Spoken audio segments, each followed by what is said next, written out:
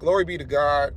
My name's Rashad, and this is my documentary of my spiritual warfare fight. And this is what you're about to witness is some still pictures of a spiritual argument that I had with my wife, because the enemy would use those that you love the most to attack you. This is in 2019, and it's a couple Bible verses that you need to really read before we get to those pictures, and then I will have a voiceover explaining what took place in the still pictures. If you have any questions, reach out to me. Leave it in the comments, or if you personally want to reach out to me, my email is in the description. Until then, I'm out.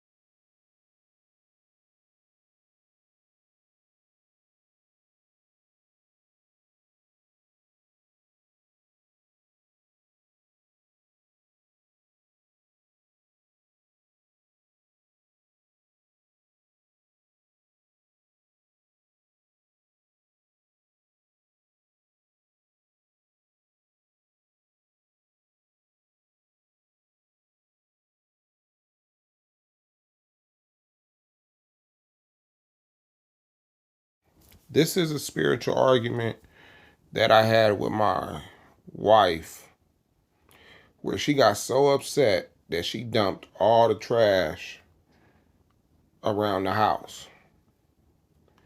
At the time, she's pregnant, and this is not normal. This is not normal to dump your own trash on your furniture, on the floor, and just leave it there. I remember when she did this, I'm telling her, I'm not picking it up.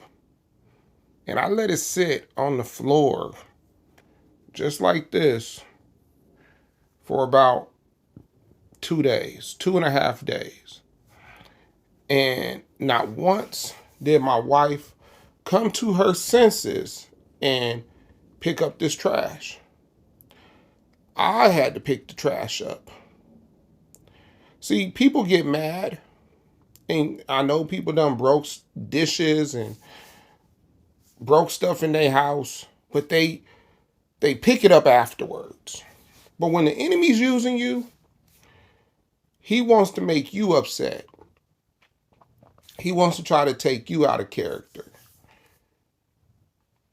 He wants to make a scene, and there's no accountability.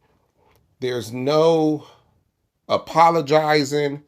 There's no, let's just move on. And this argument that we had probably was a small argument. It was always small. It was never anything serious. But it was probably something that I called her out on and she did not like.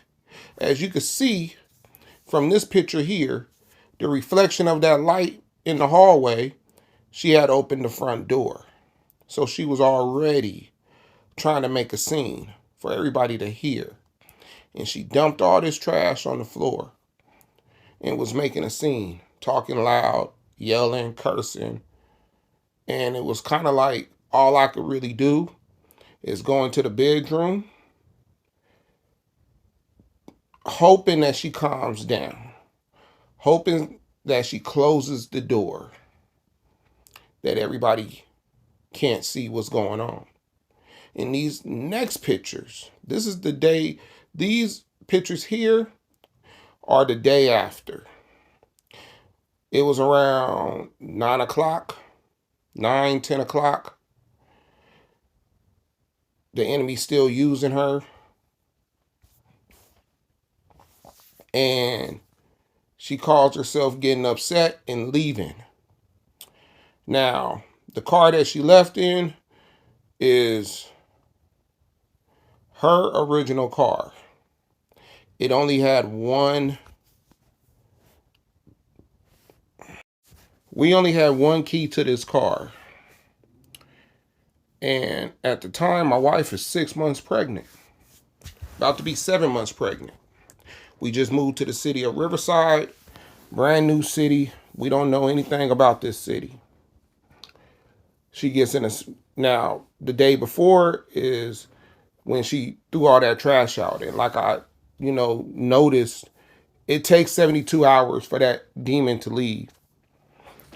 So the next day, she's cranky, don't want to speak, distant, and I gave her space. And then when I tried to talk to her, she just left. And when she left her purse and left her phone. We don't have no family in Riverside. She don't have no friends in Riverside. And like I said, I didn't know this city. And I drove around looking for her.